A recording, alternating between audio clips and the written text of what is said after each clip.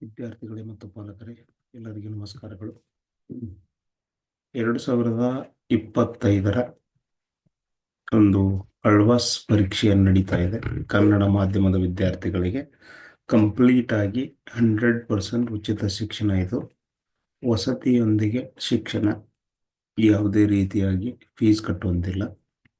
ಅದರ ಒಂದು ಪರೀಕ್ಷೆ ಮಾರ್ಚ್ 2ಕ್ಕೆ ನಡೀತಾ ಇದೆ.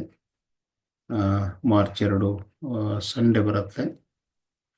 ಸೊ ಯಾವೆಲ್ಲ ಮಕ್ಕಳಿಗೆ ನಡೀತಾ ಇದೆ ಎಕ್ಸಾಮ್ ಅಂತಂದರೆ, 5ನೇ ತರಗತಿಯಲ್ಲಿ ಓದ್ತಿರುವಂಥ ಮಕ್ಕಳಿಗೆ 6ನೇ ತರಗತಿಯ ಪ್ರವೇಶ, 6ನೇ ತರಗತಿಯಲ್ಲಿ ಓದ್ದವರಿಗೆ 7ನೇ ತರಗತಿ ಪ್ರವೇಶ, 7ನೇ ತರಗತಿಯಲ್ಲಿ ಓದ್ತಾ ಇರೋರಿಗೆ 8ನೇ ತರಗತಿ ಪ್ರವೇಶ. ಸೊ 8ನೇ ತರಗತಿಯಲ್ಲಿ ಓದ್ತಿರೋರಿಗೆ 9ನೇ ತರಗತಿಗೆ ಪ್ರವೇಶ. ಇದು ಕನ್ನಡ ಮಾಧ್ಯಮದಲ್ಲಿ ಇರುತ್ತೆ. ಪರೀಕ್ಷೆ ಕೂಡ ಕನ್ನಡ ಮಾಧ್ಯಮದಲ್ಲಿ, ಮತ್ತು ಆಯ್ಕೆ ಆದರೆ ನೀವು ಕನ್ನಡ ಮಾಧ್ಯಮದಲ್ಲಿ ಶಿಕ್ಷಣವನ್ನು ಪಡಿಬೇಕಾಗತ್ತೆ, ಮತ್ತು ಅದು ಕಂಪ್ಲೀಟ್ ಉಚಿತವಾಗಿರುತ್ತೆ. ಆನಂತರ ಕನ್ನಡ ಮೀಡಿಯಮ್ ಅಂತಂದರೆ ಇಂಗ್ಲೀಷ್ ಹೇಳಿಕೊಡಲ್ವ, ಇಂಗ್ಲೀಷು ಚೆನ್ನಾಗಿ ಹೇಳಿಕೊಡ್ತಾರೆ. ಅಲ್ಲಿ ನೀಟ್ ಬೇಸಿಕ್ ಟ್ರೈನಿಂಗ್ ಕೊಡ್ತಾರೆ, IIT ಟ್ರೈನಿಂಗ್ ಕೊಡ್ತಾರೆ, ಇದೆಲ್ಲ ಟ್ರೈನಿಂಗ್ ಕೊಡ್ತಾರೆ. ಪ್ಲಸ್ ಸ್ಪೋರ್ಟ್ಸ್ ರಿಲೇಟೆಡ್ಡು ತುಂಬ ಆ್ಯಕ್ಟಿವಿಟೀಸ್ ಇರುತ್ತೆ. ನೀವು ಯಾವುದಾದ್ರೂ ಮ್ಯೂಸಿಕ್ ಇನ್ಸ್ಟ್ರೂಮೆಂಟ್ ಅಥವಾ ಡ್ಯಾನ್ಸ್ ಕಾಂಪಿಟೇಷನಲ್ಲಿ ಭಾಗಿಯಾಗಬಹುದು. ಈ ಥರ ಮಲ್ಟಿಪಲ್ ಏನದು ಕೋರ್ಸಸ್ ಲೈಕ್ ತರಬೇತಿ ಇರುತ್ತೆ ಅಲ್ಲಿ. ಮಕ್ಕಳಿಗೆ ಅತಿ ಕಡಿಮೆ 6ನೇ ತರಗತಿಯಿಂದಲೇ 7ನೇ ತರಗತಿಯಿಂದಲೇ ನೀಟ್ ಬಗ್ಗೆ, IIT ಬಗ್ಗೆ, ಈ ಬೇರೆ ಬೇರೆ ಸ್ಪೋರ್ಟ್ಸ್ ಬಗ್ಗೆ ಮಕ್ಕಳಿಗೆ ಯಾವ ಇಂಟ್ರೆಸ್ಟ್ ಇದೆ ಆ ಒಂದು ಸ್ಪೋರ್ಟ್ಸ್ ಆಗಿರ್ಬೋದು, ಕಲೆಗಳನ್ನಾಗಿರ್ಬೋದು, ಅದ್ರ ಜೊತೆಗೆ ಅಭ್ಯಾಸದೊಂದಿಗೆ ಇವನ್ನೆಲ್ಲ ಹೇಳ್ಕೊಡ್ತಾರೆ. ಸೊ ಅದಕ್ಕೋಸ್ಕರ ಅಳ್ವಾಸ್ ಮೂಡುಬಿದ್ರೆಯಲ್ಲಿರುವಂಥ ಒಂದು ಅಳ್ವಾಸ್ ಸಂಸ್ಥೆ ಅತ್ಯಂತ ಹೆಸರುವಾದ ಒಂದು ಸಂಸ್ಥೆ ಇದು. ಸುಮಾರು ಜನ ನಮ್ಮ ಒಂದು ತರಬೇತಿ ಕೇಂದ್ರದ ಮಕ್ಕಳು ಇಲ್ಲಿ ಆಯ್ಕೆಗೆ ಅಭ್ಯಾಸ ಮಾಡ್ತಿದ್ದಾರೆ. ಅವರ ಒಂದು ಅಭಿಪ್ರಾಯದ ಮೇರೆಗೆ ಇಲ್ಲಿ ಒಂದು ಒಳ್ಳೆಯ ಶಿಕ್ಷಣ ಸಿಗುತ್ತೆ ಅನ್ನುವಂಥದ್ದು ಎಲ್ಲರ ಅಭಿಪ್ರಾಯ. ಒಂದು ವೇಳೆ ಪೇರೆಂಟ್ಸ್ ಯಾರಾದರೂ ಇಲ್ಲಿ ಹೋಗಿ ಬಂದವರೇ ಆಗಿದ್ದರೆ ಖಂಡಿತವಾಗಿಯೂ ನಮ್ಮ ಮಕ್ಕಳು ಓದಿದರೆ ಇದೇ ಸಂಸ್ಥೆಯಲ್ಲಿ ಓದಬೇಕು ಅನ್ನುವಂಥ ಒಂದು ಅಭಿಪ್ರಾಯ ಸುಮಾರು ಪೇರೆಂಟ್ಸಲ್ಲಿ ಇದೆ. ಸೊ ಮೊದಲನೇದಾಗಿ 5ನೇ ತರಗತಿಯಲ್ಲಿರುವಂಥ ಮಕ್ಕಳು, ಆಲ್ಮೋಸ್ಟ್ ಮಕ್ಕಳು ಎಲ್ಲರೂ ಕೋಚಿಂಗ್ ಪಡಿತಾ ಇರ್ತಾರೆ.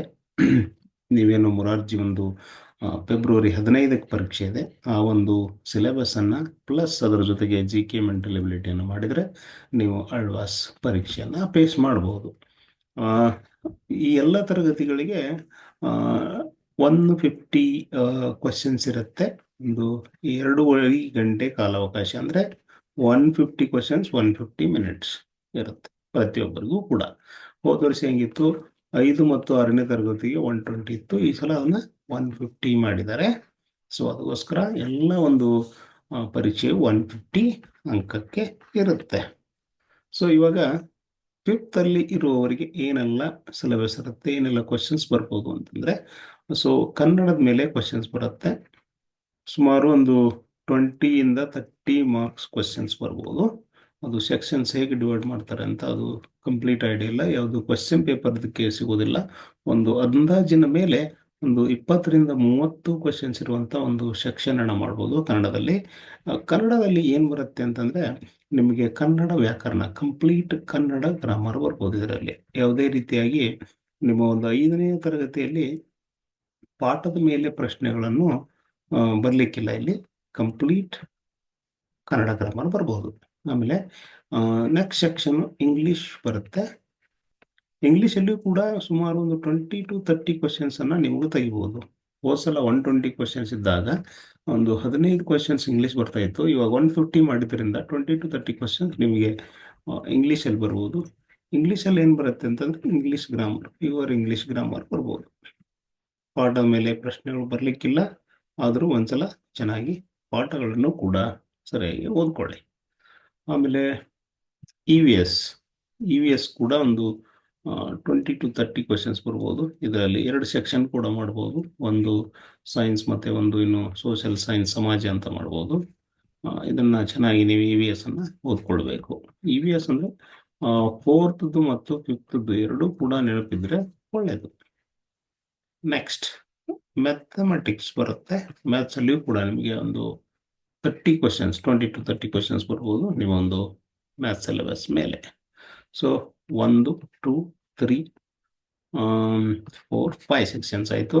ಮತ್ತು ಜಿ ಕೆದಲ್ಲಿ ಕ್ವಶನ್ಸ್ ಬರ್ಬೋದು ನಿಮಗೆ. ಜಿ ಕೆ ಕ್ವಶನ್ಸ್ ಬರ್ಬೋದು. ಆಮೇಲೆ ಮೆಂಟಲ್ ಎಬಿಲಿಟಿ ಜಿ ಕೆದಲ್ಲಿ ಒಂದು 15 to 20 ಅಂತ ಇಟ್ಕೊಳ್ಳಿ.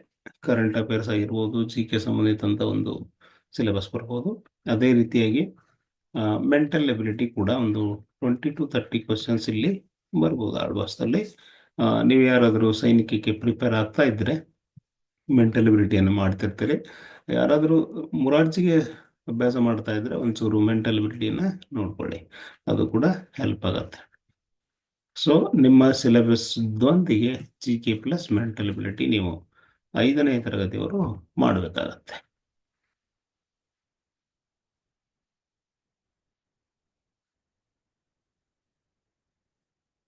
ನೆಕ್ಸ್ಟ್,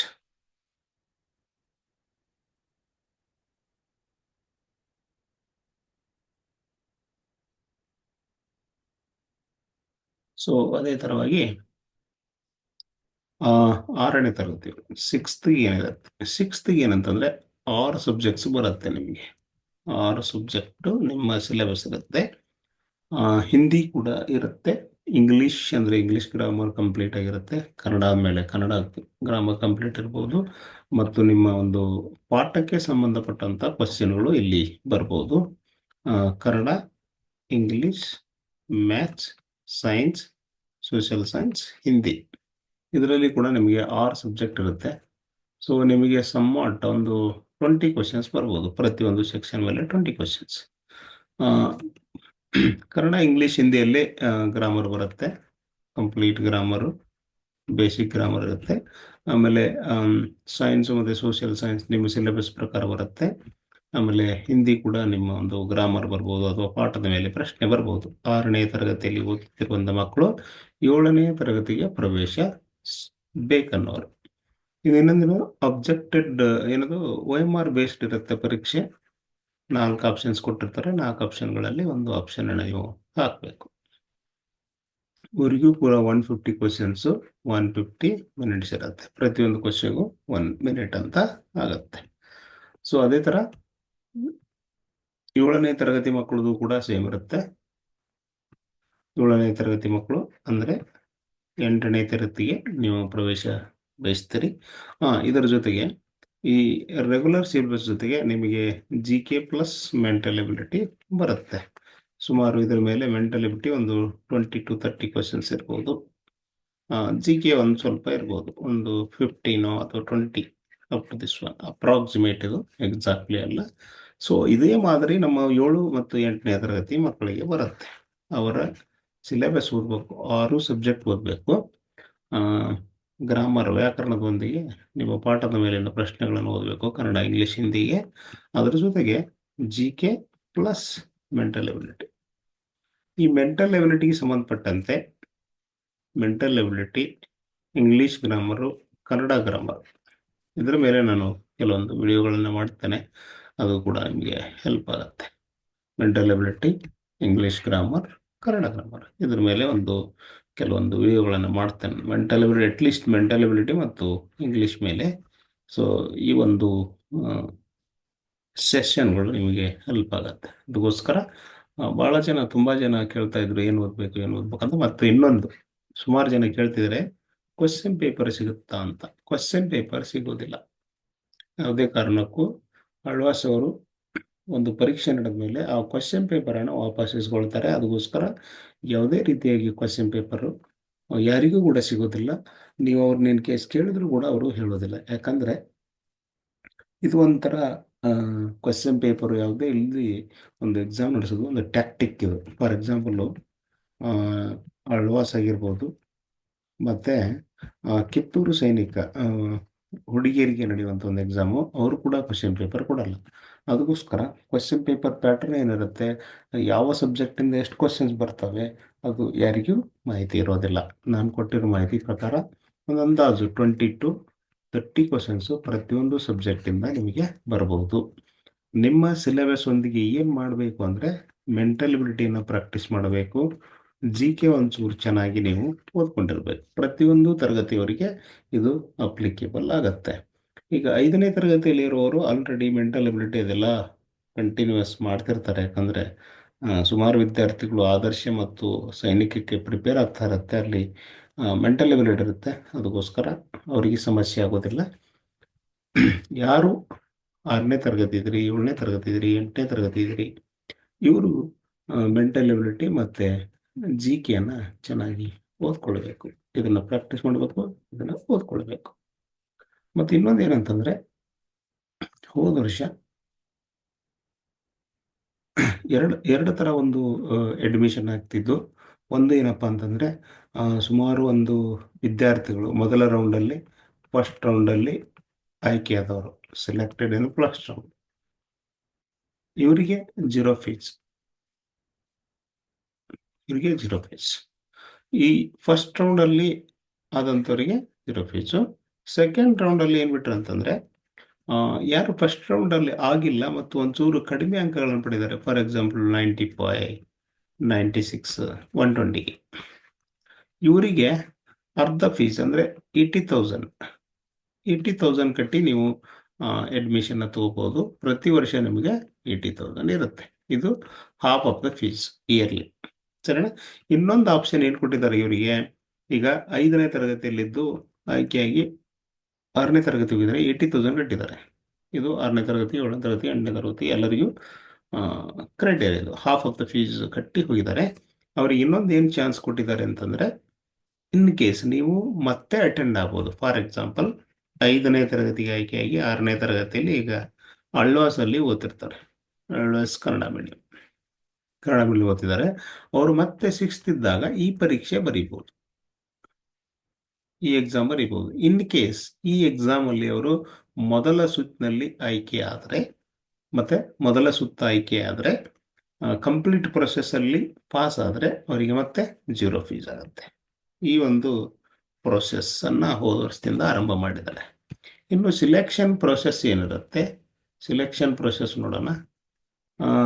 ರೌಂಡ್ 2 ಇರುತ್ತೆ. ಇದು ರೌಂಡ್ 1. ರೌಂಡ್ 1ನಲ್ಲಿ ಏನಾಗುತ್ತೆ ಅಂತಂದರೆ, OMR ಬೇಸ್ಡ್ 150 ಕ್ವಶನ್ಸ್ಗೆ 150 ನಿಮಿಷ ಇರುತ್ತೆ. ಇದರಲ್ಲಿ ಶಾರ್ಟ್ ಲಿಸ್ಟ್, ಇದರಲ್ಲಿ ಆಯ್ಕೆ ಆದವರು ರೌಂಡ್ 2ಗೆ ಬರಬೇಕಾಗತ್ತೆ. ರೌಂಡ್ 2 ಏನಿದೆ ಅಂತಂದರೆ, ಇದು OMR ಅಬ್ಜೆಕ್ಟಿವ್ ಟೈಪ್ ಕ್ವಶನ್ಸ್ ಇರುತ್ತೆ, ಮಲ್ಟಿಪಲ್ ಚಾಯ್ಸ್ ಕ್ವಶನ್ಸ್ ಅಂತಾರೆ, ಮಲ್ಟಿಪಲ್ ಚಾಯ್ಸ್ ಕ್ವಶನ್ MCQ. ಆಮೇಲೆ ರೌಂಡ್ 2ಅಲ್ಲಿ ಏನಾಗುತ್ತೆ, ಈ OMR ಬಗ್ಗೆ ನೆಕ್ಸ್ಟ್ ವಿಡಿಯೋದಲ್ಲಿ ಹೇಳ್ತೇನೆ ನಾನು. 150 ಕ್ವಶನ್ಸ್ OMR ಯಾವ ಥರ ಇರುತ್ತೆ ಅಂತಂದರೆ. ರೌಂಡ್ 2ಅಲ್ಲಿ ಇದು ರಿಟರ್ನ್ ಎಕ್ಸಾಮ್ ಇರುತ್ತೆ. ರಿಟರ್ನ್ ಎಕ್ಸಾಮ್ ಅಂದರೆ ಕ್ವಶನ್ಸ್ಗೆ ನೀವೇ ಉತ್ತರವನ್ನು ಬರಿಬೇಕು. ಈ ರಿಟರ್ನ್ ಎಕ್ಸಾಮ್ ಬಗ್ಗೆ ನಾನು ನೆಕ್ಸ್ಟ್ ವಿಡಿಯೋದಲ್ಲಿ ನಿಮಗೆ ಹೇಳ್ತೇನೆ. ರಿಟರ್ನ್ ಎಕ್ಸಾಮ್ಗೆ ಏನೆಲ್ಲ ಓದಬೇಕು, ಯಾವ ಥರ ಇರುತ್ತೆ. ಫಸ್ಟ್ ರೌಂಡ್ ಆದಮೇಲೆ ಈ ಒಂದು ವಿಡಿಯೋನ ನಾನು ಮಾಡ್ತೇನೆ. ರಿಟರ್ನ್ ಎಕ್ಸಾಮು, ಈ ರಿಟರ್ನ್ ಎಕ್ಸಾಮ್ ಪಾಸ್ ಆದರೆ ಏನಾಗುತ್ತೆ, ನಿಮಗೆ ಒಂದು ಇಂಟರ್ವ್ಯೂ ಅಂತ ಇರುತ್ತೆ. ಇದು ಜನರಲ್ ಇಂಟರ್ವ್ಯೂ, ಇದಕ್ಕೆ ಯಾವುದು ಮಾರ್ಕ್ಸ್ ಇರೋದಿಲ್ಲ. ಫಾರ್ ಎಕ್ಸಾಂಪಲ್ ಈ ಇಂಟರ್ವ್ಯೂದಲ್ಲಿ, ಫಾರ್ ಎಕ್ಸಾಂಪಲ್ ನೀನು 5th ಇದ್ದರೆ ಕೆಲವೊಂದು ಕ್ರಾಸ್ ಕ್ವಶನ್ಸ್ ಎಲ್ಲ ಕೇಳ್ತಾರೆ. ಯಾವ ಥರ ಕ್ರಾಸ್ ಕ್ವಶನ್ಸು, ಇನ್ ಕೇಸ್ ನೀನು ಬೇರೆ ನವೋದಯ ಅಥವಾ ಸೈನಿಕ ಅಥವಾ ಇನ್ನೊಂದು ಯಾವುದಾದ್ರೂ ಎಕ್ಸಾಮ್ ಆಯ್ಕೆ ಆದರೆ ಬಿಟ್ಟು ಹೋಗ್ತೀಯ ಅಂತ ಕೇಳ್ತಾರೆ. ಅವಾಗೆ ನಿಮ್ಮ ಆನ್ಸರು ನೋ ಇರಬೇಕು. ಒಂದು ರೀಸನ್ ಏನಪ್ಪ ಅಂತಂದರೆ, ಅಲ್ಲಿ ಒಳ್ಳೆಯ ಶಿಕ್ಷಣ ಅಂತೂ ಖಂಡಿತವಾಗಿ ಸಿಗುತ್ತೆ ನಿಮಗೆ. ಈ ಕರಾವಳಿ ಪ್ರದೇಶ, ದಕ್ಷಿಣ ಕನ್ನಡ, ಉತ್ತರ ಕನ್ನಡ, ಮಂಗಳೂರು ಸೈಡು ಎಜುಕೇಷನ್ ತುಂಬ ಚೆನ್ನಾಗಿದೆ ಅಲ್ಲಿ. ಅದಕ್ಕೋಸ್ಕರ ನನ್ನ ಪರ್ಸನಲ್ ಒಂದು ಅನಿಸಿಕೆ ಇದು. So you should say no. ಇಲ್ಲಿ ಅವಕಾಶ ಸಿಕ್ಕರೆ ಒಂದು ಒಳ್ಳೆಯ ವಾತಾವರಣ ನಿಮಗೆ ಅಭ್ಯಾಸ ಮಾಡಲಿಕ್ಕೆ ಸಿಗುತ್ತೆ. ಅದಕ್ಕೋಸ್ಕರ ಸೇ ನೋ, ಆ್ಯಂಡ್ ನಿಮಗೆ ಒಂದು ಅಪಾರ್ಚುನಿಟಿ ಸಿಕ್ಕರೆ ಅಲ್ಲಿ ಜಾಯ್ನ್ ಆಗೋದು ಒಳ್ಳೆಯದು. ಸೊ ಈ ಥರ ಇಂಟರ್ವ್ಯೂ ಇರುತ್ತೆ. ನಿಮಗೆ ಆಳ್ವಾಸ್ ಬಗ್ಗೆ ಏನು ಗೊತ್ತು ಈಗೆಲ್ಲ ಕೇಳ್ಬೋದು. ನೀವೇನು ಹೇಳಬೇಕು ಅಂತಂದರೆ, ಆಲ್ರೆಡಿ ನಮ್ಮ ಸೀನಿಯರ್ಸ್ ಅಥವಾ ನಮ್ಮ ಫ್ರೆಂಡ್ಸ್ ಇದ್ದಾರೆ, ನಾವು ತುಂಬ ನೋಡಿದ್ದೀವಿ, ಒಳ್ಳೆಯ ಶಿಕ್ಷಣ ಸಿಗುತ್ತೆ ಆ ಸಂಸ್ಥೆಯಲ್ಲಿ. ಕಲಿತಂಥವರು ಇಂಜಿನಿಯರ್ಸು, ಡಾಕ್ಟರ್ಸು ಸುಮಾರು ಜನ ಆಗಿದ್ದಾರೆ. ನಮ್ಮ ಮನೆಯಲ್ಲಿಯೂ ಕೂಡ ಆಳ್ವಾಸಲ್ಲಿ ಓದಿ ಇಂಜಿನಿಯರ್ಸ್ ಆದವರು ಇದ್ದಾರೆ. ಅದಕ್ಕೋಸ್ಕರ ಅಲ್ಲಿ ಒಂದು ಒಳ್ಳೆಯ ಶಿಕ್ಷಣ ಸಿಗುತ್ತೆ. ಈಗ ಹೋದ ವರ್ಷ ಒಬ್ಬರು ನೀಟ್ ಕ್ಲಿಯರ್ ಮಾಡಿದರು. ಅವಳು ಪ್ರಸ್ತುತ ಇವಾಗ ದಾವಣಗೆರೆಯಲ್ಲಿ ಓದ್ತಿದ್ದಾಳೆ, ನನ್ನ ಮಗಳು. ನಮ್ಮ ಅಣ್ಣನ ಮಗಳು. ಆಮೇಲೆ ಒಬ್ನು ನಮ್ಮ ಚಿಕ್ಕಪ್ಪನ ಮಗ, ಅವನು ಇಲ್ಲಿ ಮುಗಿಸಿ ಬಿ ಮಾಡಿ ಇವಾಗ ಜಾಬಲ್ಲಿ ಇದ್ದಾನೆ. ಸೊ ಒಳ್ಳೆ ಒಂದು ಶಿಕ್ಷಣ ಸಿಗುತ್ತೆ. ಅದಕ್ಕೋಸ್ಕರ you should say no. Interview ಆಗುತ್ತೆ. ಅನ್ ದ ಸೇಮ್ ಡೇ ಏನಾಗುತ್ತೆ, ನಿಮ್ಮದು ಅಡ್ಮಿಷನ್ ಕೂಡ ಆಗುತ್ತೆ. ಅಡ್ಮಿಷನ್ ಆದಮೇಲೆ ನೀವು ಮುಂದಿನ ಪ್ರೋಸೆಸ್ಸನ್ನು ಮಾಡ್ಬೋದು. There are 2 rounds, first round, second round. So second ರೌಂಡಲ್ಲಿ ಏನೆಲ್ಲ ಓದಬೇಕು, ಏನೆಲ್ಲ ಇರುತ್ತೆ ಅನ್ನೋದನ್ನು ನಾನು ಫಸ್ಟ್ ರೌಂಡ್ ಆದ ಮೇಲೆ ಆ ಒಂದು ವಿಡಿಯೋನ ಮಾಡ್ತೇನೆ. ನಿಮಗೇನಾದರೂ ಡೌಟ್ಸ್ ಇದ್ದರೆ ಖಂಡಿತವಾಗಿಯೂ ನನಗೆ ಈ ವಿಡಿಯೋ ಕೆಳಗಡೆ ಪಿಂಗ್ ಮಾಡಿ. ನೆಕ್ಸ್ಟ್ ವಿಡಿಯೋದಲ್ಲಿ OMR 150 ಕ್ವೆಶನ್ಸ್ OMR ಹೆಂಗಿರುತ್ತೆ, ಅದು ಹೇಗೆ ಹಾಕೋದು. ಫಾರ್ ಎಕ್ಸಾಂಪಲ್, ಇವಾಗ 5ನೇ ತರಗತಿ ಮಕ್ಕಳಿಗೆ OMR ಹಾಕಿ ರೂಢಿ ಇರುತ್ತೆ. ಉಳಿದ ಮಕ್ಕಳಿಗೆ ಸ್ವಲ್ಪ ಎಲ್ಲರೂ ತಮ್ಮ ಪ್ರೀವಿಯಸ್ 5ನೇ ತರಗತಿಯಲ್ಲಿ ಮಾಡಿರ್ತಾರೆ. ಮತ್ತೆ ಈ ವಿಡಿಯೋದ ಬಗ್ಗೆ, ಈ ಒಂದು OMR ಬಗ್ಗೆ ನಾನು ನೆಕ್ಸ್ಟ್ ವಿಡಿಯೋದಲ್ಲಿ only specific to Alva's exam OMR 150 questions 150 ಮಿನಿಟ್ಸಲ್ಲಿ ಹೇಗೆ ಆನ್ಸರ್ ಮಾಡಬೇಕು. ಇಲ್ಲಿ ಇನ್ನೊಂದೇನೆಂದರೆ, ಒಂಥರ ಸ್ಟ್ರಾಟಜಿ ಅನ್ಬೋದು. ಯಾವ ಥರ ಒಂದು ಈ ಎಕ್ಸಾಮನ್ನು ನೀವು ಫೇಸ್ ಮಾಡಬೇಕು ಅಂತಂದರೆ, ಆದಷ್ಟು 150 ಕ್ವೆಶನ್ಸನ್ನು ಹಾಕಲಿಕ್ಕೆ ಟ್ರೈ ಮಾಡಿ. 150 ಕ್ವೆಶನ್ಸ್ ಕೂಡ ನೀವು ಹಾಕಬೇಕು. ಫಾರ್ ಎಕ್ಸಾಂಪಲ್, ಇವಾಗ ಕನ್ನಡ ಹಾಕ್ತಿರ್ತಾರೆ, ಏನೋ ಒಂದು ಬರಲ್ಲ, ಅದನ್ನೊಂದು ಯಾವ್ದಾದ್ರು ವೈಲ್ಡ್ ಗೆಸ್ ಮಾಡಿ ಒಂದು ರೌಂಡ್ ಹಾಕಿ ಬರಬೇಕು. ಯಾವುದೂ ಕ್ವೆಶನನ್ನು ಬಿಟ್ಟು ಮುಂದೆ ಹೋಗಬೇಡಿ. ಯಾಕಂದರೆ ವಾಪಸ್ ಬಂದು ನೋಡಲಿಕ್ಕೆ ನಿಮಗೆ ಟೈಮ್ ಇರೋದಿಲ್ಲ. ಅದಕ್ಕೋಸ್ಕರ ನಿಮಗೆ ಬರದೇ ಇದ್ದರೆ 1-2 ಆಪ್ಷನ್ಸನ್ನು ರಿಮೂವ್ ಮಾಡೋಕ್ಕೆ ಟ್ರೈ ಮಾಡಿ. 1-2 ಆಪ್ಷನಲ್ಲಿ ಕನ್ಫ್ಯೂಸ್ ಇದ್ದರೆ ಅದೊಂದು ಆಪ್ಷನ್ ಹಾಕಿ ಮುಂದೋಗಿ. ಸೊ 150 ಮಿನಿಟ್ಸಲ್ಲಿ 150 ಕ್ವೆಶನ್ಸನ್ನು ಹಾಕಲಿಕ್ಕೆ ಟ್ರೈ ಮಾಡಿ. ಯಾವುದೇ ನೆಗೆಟಿವ್ ಅಂಕ ಇಲ್ಲಿ ಇರೋದಿಲ್ಲ. ನೆಗೆಟಿವ್ ಅಂಕ ಇರೋದಿಲ್ಲ ಅಂತಂದರೆ ಯಾವುದೇ ತಪ್ಪು ಉತ್ತರಗಳಿಗೆ ನಿಮ್ಮ ಮಾರ್ಕ್ಸನ್ನು ಕಡಿಯಲಾಗುವುದಿಲ್ಲ. ಅದಕ್ಕೋಸ್ಕರ 150ಗೆ 150 ಹಾಕಿ. ಕೊನೆಯ 10 ನಿಮಿಷವನ್ನು, ಕೊನೆಯ 10 ಮಿನಿಟ್ಸ್ ಇದನ್ನು ನೀವು ಏನು ಮಾಡಿ, ಉಳಿಸ್ಕೊಳ್ಳಿ. ಇದು 10 ಮಿನಿಟ್ಸ್ ಯಾಕಪ್ಪ ಅಂತಂದರೆ, 150 ಕ್ವೆಶನ್ಸನ್ನು ನೀನು OMR ಅಲ್ಲಿ ಮಾರ್ಕ್ ಮಾಡಿದ್ದಿಲ್ಲ ಚೆಕ್ ಮಾಡಬೇಕು. ಇನ್ ಕೇಸ್ ಮಾಡಿಲ್ಲ ಅಂದರೆ ಆ ಕ್ವೆಶನನ್ನು ಬಂದರೆ ಡೈರೆಕ್ಟ್ ಹಾಕಿ, ಇಲ್ಲ ಅಂತಂದರೆ ಯಾವುದಾದ್ರೂ ಒಂದು ಗೆಸ್ ಮಾಡಿ ಸರಿಯಾಗುವ ಹಾಗೆ ಆ ಕ್ವೆಶನನ್ನು ನೀವು ಹಾಕಿ. ಅದಕ್ಕೋಸ್ಕರ ಈ ಒಂದು ಪರೀಕ್ಷೆಯ ಸ್ಟ್ರಾಟಜಿ ಏನಪ್ಪ ಅಂತಂದರೆ, ಒಂದು ಸ್ವಲ್ಪ ಫಾಸ್ಟ್ ಇರಬೇಕು ನೀವು. ಯಾವುದು ಕ್ವೆಶನ್ ಲೆಂದಿ ಇದೆ, ಒಂದ್ಸಲ ಓದಿದರೆ ಅರ್ಥ ಆಗ್ತಾ ಇಲ್ಲ, ಅದನ್ನು ಯಾವುದಾದ್ರೂ ಒಂದು ಹಾಕಿ ಮುಂದೆ ಹೋಗಿ. ಯಾವುದಾದ್ರೂ ಒಂದು ಡಿಫಿಕಲ್ಟ್ ಕ್ವೆಶನ್ಸ್ ಮಾಡ್ತಾ ಹೋದರೆ 2-3 ನಿಮಿಷ ನಿಮ್ದು ಹೋದರೆ, ಮುಂದೆ ಅದೇ ಟೈಮಲ್ಲಿ ನೀನು 5-6 ಕ್ವೆಶನ್ಸನ್ನು ಹಾಕ್ಬೋದು. ಅದಕ್ಕೋಸ್ಕರ ಸ್ಟ್ರಾಟಜಿ ಏನಪ್ಪ ಅಂತಂದರೆ, ಈ ಕಾಂಪಿಟೇಟಿವ್ ಎಕ್ಸಾಮ್ಸದ್ದು ಒಂದು ಕಷ್ಟದ ಕ್ವೆಶನ್ನು ಅಥವಾ ಲೆಂದಿ ಕ್ವೆಶನ್ಸು ಬಂದರೆ ಅದನ್ನೊಂದು ಒಂದ್ಸಲ ಟ್ರೈ ಮಾಡಬೇಕು. ವಿದಿನ್ ಅ ಮಿನಿಟ್ ನಿಮಗೆ ಮಾಡಲಿಕ್ಕಾಗಲ್ಲ ಅಂತಂದರೆ ಅದನ್ನು ಜಸ್ಟ್ ಒಂದು ಯಾವುದಾದ್ರೂ ಆಪ್ಷನ್ ಹಾಕಿ ಮುಂದೆ ಹೋಗಬೇಕು. ಅದಕ್ಕೋಸ್ಕರ 150 ಔಟ್ ಆಫ್ 150 ಕ್ವೆಶನ್ಸ್ ನೀವು ಹಾಕಿದ್ದಾದರೆ ನಿಮ್ಮದು ಈ ಎಕ್ಸಾಮ್ ಕ್ಲಿಯರ್ ಆಗುವಂಥ ಎಲ್ಲ ಸಾಧ್ಯತೆಗಳು ಇರುತ್ತೆ. ಅದಕ್ಕೋಸ್ಕರ ನಿಮಗೆ ಏನೇ ಡೌಟ್ಸ್ ಇದ್ದರೂ ಈ ಒಂದು ಲಿಂಕ್ ಕೆಳಗಡೆ, ಈ ವಿಡಿಯೋ ಕೆಳಗಡೆ ಕಮೆಂಟ್ ಮಾಡಿ. ಖಂಡಿತವಾಗಿ ನಿಮ್ಮ ಒಂದು ಕ್ವಶನ್ಸ್ಗೆ ನಾನು ಆನ್ಸರ್ ಮಾಡ್ತೇನೆ. ಇನ್ನೂ ಯಾರು ನನ್ನ ಯೂಟ್ಯೂಬ್ ಚಾನಲ್ಗೆ ಸಬ್ಸ್ಕ್ರೈಬ್ ಆಗಿಲ್ಲ ಅಂತಂದರೆ ಖಂಡಿತವಾಗಿ ಸಬ್ಸ್ಕ್ರೈಬ್ ಮಾಡ್ಕೊಳ್ಳಿ. ಈ ಪರೀಕ್ಷೆ ಯಾರೆಲ್ಲ ಬರೀತಿದ್ದಾರೆ ಅವರು ಎಲ್ಲರಿಗೂ ಈ ಒಂದು ವಿಡಿಯೋನ ಶೇರ್ ಮಾಡಿ, ಎಲ್ಲರಿಗೂ ಅನುಕೂಲ ಆಗುತ್ತೆ. ಇನ್ನೊಂದು ಕೊನೆಯದಾಗಿ ಏನಂತಂದರೆ, ಫೆಬ್ರವರಿ 1ರಿಂದ ನೀವು ಅಡ್ಮಿಟ್ ಕಾರ್ಡನ್ನು ಡೌನ್ಲೋಡ್ ಮಾಡ್ಬೋದು. ನಿಮ್ಮ ಒಂದು ಡೇಟ್ ಆಫ್ ಬರ್ತು ಮತ್ತು SATS ನಂಬರ್ ಹಾಕಿ ನೀವು ನಿಮ್ಮೊಂದು ಅಡ್ಮಿಟ್ ಕಾರ್ಡ್ ಡೌನ್ಲೋಡ್ ಮಾಡ್ಬೋದು.